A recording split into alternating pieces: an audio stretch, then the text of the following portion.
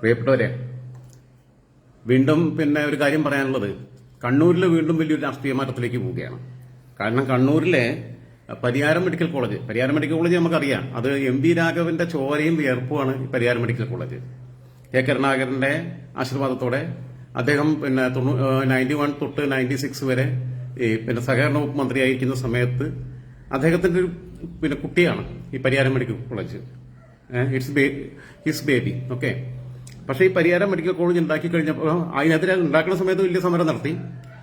പിന്നെ ഇവർ തന്നെ അതിന്റെ ഭരണം പിടിച്ചെടുക്കുന്ന അവസ്ഥയ്ക്ക് എത്തി. അത് കഴിഞ്ഞിട്ട് ഇപ്പോൾ നന്നായിട്ട് നടക്കുന്നുണ്ട്. ഈ പരിയാരം മെഡിക്കൽ കോളേജ് രൂപീകരിച്ച അന്ന് തൊട്ട് ഇന്ന് വരെ അവിടെ SFI എതിരില്ലാതെ തെരഞ്ഞെടുക്കപ്പെടുകയായിരുന്നു. കഴിഞ്ഞ 30 വർഷമായിട്ട് എതിരില്ലാതെ തെരഞ്ഞെടുക്കപ്പെടുക എന്ന് പറഞ്ഞാൽ അതിന് വലിയ ഒരുപാട് കാരണങ്ങളുണ്ട്. മറ്റുള്ള പാർട്ടികളെ കൊണ്ട് നോമിനേഷൻ കൊടുക്കാൻ സമ്മതിപ്പിക്കാതിരിക്കുക, നോമിനേഷൻ കൊടുത്തവരെ കൊണ്ട് പിൻവലിപ്പിക്കുക, ഇനി പിൻവലിക്കാതിരുന്നവരാണെങ്കിൽ വോട്ട് വയ്ക്കാൻ പോകണ്ട, വോട്ട് വെച്ച് നീങ്ങാനും ജയിച്ചു കഴിഞ്ഞാൽ നിങ്ങൾക്ക് ക്യാമ്പസിൽ പഠിക്കാൻ പറ്റില്ല എന്നാണ് ഭീഷണിപ്പെടുത്തുക. അതായത് ഈ പാർട്ടി ഗ്രാമങ്ങൾ പോലെയുള്ള ഒരു സ്വഭാവം പാർട്ടി ക്യാമ്പസുകൾ എന്നുള്ള രീതിയിൽ മാറ്റുന്നുണ്ട്. ഇപ്പോൾ അവർ പരാജയപ്പെട്ടു. അതായത് ആകെയുള്ള 15 സീറ്റുകളിൽ 3 സീറ്റിൽ SFIക്ക് എതിരുണ്ടായിരുന്നില്ല. ഞാൻ പറഞ്ഞില്ല, എതിരില്ലാതിരിക്കുക എന്ന് പറഞ്ഞാൽ 3 പേരെ വേണമെങ്കിൽ ഭീഷണിപ്പെടുത്തി പിൻവലിപ്പിച്ചിട്ടുണ്ടാവും, നിനക്കോട് പഠിക്കാൻ പറ്റില്ല എന്നൊക്കെ പറഞ്ഞിട്ട്. 12 സീറ്റിലാണ് തെരഞ്ഞെടുപ്പ് നടന്നത്. 15 സീറ്റിൽ 12 സീറ്റും UDSF, MSF, KSU സഖ്യം പിടിച്ചെടുത്തു. 12 സീറ്റും. അത് തരുന്ന വലിയ സൂചനയുണ്ട്. എന്തുകൊണ്ടായി തോൽവി നിങ്ങൾ ആലോചിച്ച് നോക്കണം. ഈ അധ്യാപകരുടെ പ്രതീകാത്മക ശവസംസ്കാരം നടത്തുക, കൂടെയുള്ള മുന്നണിയിലെ തന്നെ പെൺകുട്ടികളോട് നിന്നെ ഞങ്ങൾ ഗർഭിണിയാക്കുന്നു പറയുക, അതേപോലെ ഈ സിദ്ധാർത്ഥനെ പോലെയുള്ള കുട്ടികളെ മണിക്കൂറുകളോളം ദിവസങ്ങളോളം വിചാരണ നടത്തി കൊലപ്പെടുത്തുക, ഇങ്ങനെയുള്ള കലാപരിപാടികൾ കുറെ കാലമായി തുടങ്ങിയിട്ടുണ്ട്. ഈ അക്രമ സ്വഭാവം, ഗുണ്ടായിസം, അതിനെതിരായിട്ടുള്ള പ്രതിഷേധം. അത് മാത്രമല്ല, കണ്ണൂരിലാണെന്ന് ആലോചിക്കണം. കണ്ണൂർ എന്ന് പറഞ്ഞു കഴിഞ്ഞാൽ മുമ്പ് കുട്ടികൾ നോമിനേഷൻ കൊടുക്കില്ലായിരുന്നു. ഇപ്രാവശ്യം കുട്ടികൾക്ക് നോമിനേഷൻ കൊടുക്കാൻ ധൈര്യം ഉണ്ടായി 12 പേർക്കെങ്കിലും. ആ 12 പേരും ജയിച്ചു. 12 സീറ്റിൽ ആകെ തെരഞ്ഞെടുപ്പ് നടന്നത്. 30 വർഷത്തിന് ശേഷം ആദ്യമായിട്ടാണ് SFIക്ക് 30 വർഷം എതിരില്ലാതെ ജയിച്ചിരുന്നത്. എതിരില്ലാതെ ഇലക്ഷൻ പോലും മര്യാദയ്ക്ക് നടന്നിട്ടില്ല. അതേസമയം ഇപ്പം ആദ്യമായി ഇവർ നോമിനേഷൻ ഇങ്ങനെ കൊടുത്ത 12 പേരും ജയിച്ചു. അതിനർത്ഥം കുട്ടികൾക്ക് ഇപ്പൊ പേടിയില്ലാതെ ആയിട്ടുണ്ട്. പഴയ പോലെ 2-3 പേര് പേടിച്ചിട്ട് നോമിനേഷൻ പിൻവലിച്ചു അല്ലെങ്കിൽ കൊടുത്തില്ല എന്നുണ്ടെങ്കിൽ ബാക്കിയുള്ളവർക്ക് ധൈര്യം ഉണ്ടായിട്ടുണ്ട്. ഇപ്പം പഴയ പോലെ ഇനി നടക്കില്ല എന്നുള്ളത്. അതായത് ആ ക്യാമ്പസിലെ കുട്ടികളുടെ ഭൂരിപക്ഷവും SFIക്ക് എതിരാണെന്നുള്ളതാണ് മനസ്സിലാക്കേണ്ടത്.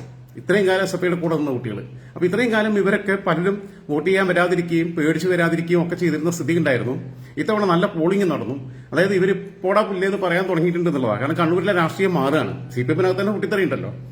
അതിന് സുധാകരൻ എത്ര വലിയ വോട്ടിന് ജയിക്കും ചെയ്തു. വടകരയിൽ എത്ര വലിയ വിജയം ഉണ്ടായി. ഇതൊക്കെ ഇവരുടെ ഈ രാഷ്ട്രീയത്തോടുള്ള ജനങ്ങളുടെ പ്രതിഷേധം. ആ പ്രതിഷേധം പുതിയ തലമുറയിലേക്ക് കൂടി കടന്നു വന്നു എന്നുള്ളതാണ്. പിന്നെ കുറെ ക്യാമ്പസുകളൊക്കെ കിട്ടിയിട്ടുണ്ട്. അത് കിട്ടുന്നിടത്തൊക്കെ ഈ അക്രമവും കാര്യങ്ങളൊക്കെ ഇപ്പോഴും കൊണ്ട് കിടന്നിട്ടാണ്. ഇവിടെ കണ്ണൂരിലാകുമ്പോൾ ഇതിന് ഏറ്റവും വലിയ സവിശേഷതയുണ്ട്. അതുമല്ല, മെഡിക്കൽ കോളേജാ, മെഡിസിൻ പഠിക്കുന്ന കുട്ടികളാ, ബുദ്ധിയുള്ളവരാ, ഈ എൻട്രൻസ് എഴുതി വന്ന് പഠിക്കുന്നവരാ, ഡോക്ടർമാരാവാൻ പോണവരാ നാളത്തെ. അതായത് നാളത്തെ ഭാവിയിലെ ഡോക്ടർമാരാവാൻ പോകുന്നവർ പോലും ഇവരെ തള്ളിക്കളഞ്ഞിരിക്കുന്നു. തിരിച്ചറിവുള്ള പഠിക്കാനായിട്ട് ക്യാമ്പസിൽ പോകുന്ന കുട്ടികൾക്ക് ഇവരെ വേണ്ടാതായിരിക്കുന്നു. പിന്നെ ഈ ഗുണ്ടാപ്പണി എടുക്കാൻ വേണ്ടിയിട്ടൊക്കെ കോളേജിൽ പോകുന്ന കുറേ എണ്ണുണ്ടല്ലോ, പല കോളേജിലും പഠിക്കാനൊന്നല്ലാതെ. അത് കഴിഞ്ഞ് കഴിയുമ്പോൾ ഒരു C8ന്റെ വല്ല തൊഴിലാളിയായിട്ട് അവിടെ പോയിക്കോളും. അങ്ങനെയുള്ളവർ മാത്രമാണ് ഇവർക്ക് കൂടെ ഉള്ളത് എന്നുള്ള തിരിച്ചറിവാണ് ഉണ്ടാവേണ്ടത്. അതായത് യുവത കണ്ണൂരാണെന്ന് പറഞ്ഞാൽ കണ്ണൂരിലെ കുട്ടികളല്ല, മൊത്തം കേരളത്തിന്റെ പരിച്ഛേദം തന്നെയാണ്. അതൊക്കെ ഞാൻ സമ്മതിക്കുന്നു, കണ്ണൂരുകാർ മാത്രമല്ല. പക്ഷെ കണ്ണൂരിൽ പോയിട്ട് മത്സരിക്കാൻ ധൈര്യം ഉണ്ടായി. മറ്റേത് കണ്ണൂരിൽ മത്സരിക്കില്ലായിരുന്നു. കണ്ണൂരിലെ ക്യാമ്പസുകളിൽ മത്സരിച്ച വിവരം അറിയായിരുന്നു. തലശ്ശേരി റണ്ണലിലാണെങ്കിലും വാക്കിലെടുത്താണെങ്കിലും ഒക്കെ ഇത് നമ്മളെ കാരണഭൂതൻ പ്രത്യേക ആക്ഷൻ കാണിച്ച കോളേജ്, അങ്ങനെയുള്ളിടത്തൊക്കെ എവിടെയാണെങ്കിലും ഇവർക്ക് കുട്ടികൾക്ക് പേടിയായിരുന്നു. ആ രീതിയിൽ പോക്കറ്റാക്കി നിർത്തിയിരുന്നു. പുറത്തുനിന്നുള്ള ഗുണ്ടാ സംഘത്തെ ക്യാമ്പസിൽ കയറ്റി അല്ലെങ്കിൽ കുട്ടികൾ കോളേജിലേക്ക് വരുന്ന വഴിക്കുന്ന കൈകാര്യം ചെയ്യിപ്പിക്കുന്ന അവസ്ഥ ഉണ്ടായിരുന്നു. ലോക്കൽ സപ്പോർട്ട് അങ്ങനെ ഉണ്ടായിരുന്നു ഏത് ക്യാമ്പസിലാണെങ്കിലും SFIക്കാർക്ക്. ആ ലോക്കൽ സപ്പോർട്ടിന്റെ പുറത്താണ് പലതും നടന്നിരുന്നത്. നമ്മളൊക്കെ SFI പ്രവർത്തിച്ചതാ. അന്നൊന്നും ഇങ്ങനത്തെ വൃത്തികളൊന്നുമില്ല. കുറച്ചൊക്കെ ഉണ്ട്, മഞ്ചേരി കോളേജിലൊക്കെ കുറച്ചൊക്കെ ഉണ്ട്. അത് പല കോളേജിലും ഉണ്ട്. ക്യാമ്പസ് ആകുമ്പോൾ ചിലപ്പോൾ അടിയും പിടിയൊക്കെ ഉണ്ടാവും, സ്വാഭാവികമാണ്. ആ പ്രായം അങ്ങനെയാണ്, അടിപിടിയൊക്കെ ഉണ്ടാവും. പക്ഷേ ഇതങ്ങനെയല്ല. ഇത് ഒരു കൊല്ലുന്ന പറയുക, അതിനപ്പുറത്തേക്ക് വളർത്താനില്ല. അതെന്തായാലും പൊളിഞ്ഞിരിക്കുന്നു. ഇത് വലിയ രാഷ്ട്രീയ മാറ്റത്തിന്റെ സൂചനയാണ്. കേരളത്തിലെ ബുദ്ധിയുള്ള ചെറുപ്പക്കാർ അവര് ഈ പാർട്ടിയോട് അകന്നു പോകുന്നു. അവർക്ക് SFIനെ വേണ്ടാതായിരിക്കുന്നു. പ്രൊഫഷണൽ കോളേജുകളിൽ ഇങ്ങനെ വലിയ തിരിച്ചടി ഉണ്ടാകുക എന്ന് പറഞ്ഞാൽ കണ്ണൂരിന്റെ മണ്ണിൽ ഉണ്ടാകുക എന്ന് പറഞ്ഞു കഴിഞ്ഞാൽ അത് പിന്നെ CPM-ന്റെ കരണത്തേറ്റ അടുത്തടിയാണ്. ഈ തെരഞ്ഞെടുപ്പിലെ ഇത്ര വലിയ കനത്ത ഒരു ലക്ഷത്തിന് മേലെയാണ് ഷാഫി ജയിക്കുന്നത്, 1 ലക്ഷത്തിന് മേലെയാണ് സുധാകരൻ ജയിക്കുന്നത്, 1 ലക്ഷത്തിന് മേലെയാണ് ഉണ്ണിത്താൻ ജയിക്കുന്നത്, 1 ലക്ഷത്തിന് മേലെയാണ് പിന്നെ ഈ നമ്മളെ MK രാഘവൻ ജയിക്കുന്നത്. ഇതൊക്കെ ജയിക്കുമ്പം ഇതെല്ലാം ഈ കണ്ണൂരുമായിട്ട് ചേർന്ന സമീപ പ്രദേശങ്ങളാണ്. കാസർഗോഡ്, കണ്ണൂര്, വടകര, കോഴിക്കോട്. ഈ പ്രദേശങ്ങളിൽ ഇങ്ങനത്തെ ജയം ഉണ്ടാകുമ്പോൾ അതിന്റെ സൂചന എന്താണെന്ന് വെച്ച് കഴിഞ്ഞാൽ പ്രത്യേകിച്ച് വടക്കേ മലബാറിലെ പിന്നെ ഇവരെ കോട്ട എന്ന് പറയുന്നതും ഈ ദാർഷ്ട്യവും അത് തകർന്നു പോകുന്നു. ആളുകൾക്ക് പേടിയില്ലാതെ ഇരിക്കുന്നു. ഇനിയിപ്പോ ഇവര് ആൾക്കാരെ അടിക്കാനൊക്കെ ചെന്ന് കഴിഞ്ഞാൽ ചിലപ്പോൾ തിരിച്ചടിയും കിട്ടും. കാരണം നാട്ടുകാരെ നോക്കിക്കൊന്നുമില്ലല്ലോ. അവിടെയാണല്ലോ ഈ പിന്നെ അക്രമങ്ങൾ ഏറ്റവും കൂടുതൽ ഉണ്ടായിരുന്ന പ്രദേശങ്ങൾ ഇവിടെയാണ്. പിന്നെ മലപ്പുറം ജില്ലയുടെ വിട്ട് കഴിച്ചിട്ട് അവിടെ നിന്ന് അങ്ങോട്ടാണ്. അവിടെ നിന്ന് ഇങ്ങോട്ട് ഈ ആക്രമണത്തിനും അല്ലാതെ വന്നിട്ടില്ല. തെക്കോട്ടുമില്ല അത്ര വലിയ പ്രശ്നമൊന്നും.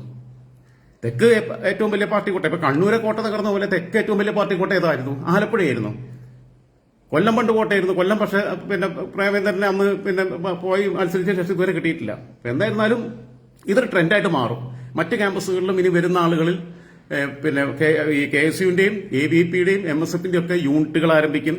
ഇതുവരെ യൂണിറ്റ് പ്രവർത്തിക്കാൻ അനുവാദം കിട്ടാതിരുന്ന ക്യാമ്പസുകളിൽ കുട്ടികളിൽ രംഗത്ത് വരും. കാരണം കുട്ടികൾക്ക് ഇപ്പോൾ ആ പേടി നഷ്ടപ്പെട്ടു തുടങ്ങിയിട്ടുണ്ട്. അതിന്റെ സൂചന തന്നെയാണ്. ഇതൊരു ട്രെൻഡാണ്. ഇത് കേരളമാകെ വ്യാപിക്കും, യാതൊരു സംശയമില്ല. ഈ പിന്നെ പാർട്ടി ക്യാമ്പസുകൾ എന്നൊരു സങ്കല്പം ഇല്ലാതെ പോകും. പാർട്ടി ഗ്രാമങ്ങൾ ഇപ്പോൾ തകർന്നതുപോലെ. പാർട്ടി ഗ്രാമങ്ങളായിരുന്നല്ലോ ധർമ്മടത്തും മട്ടന്നൂരും ഒക്കെ.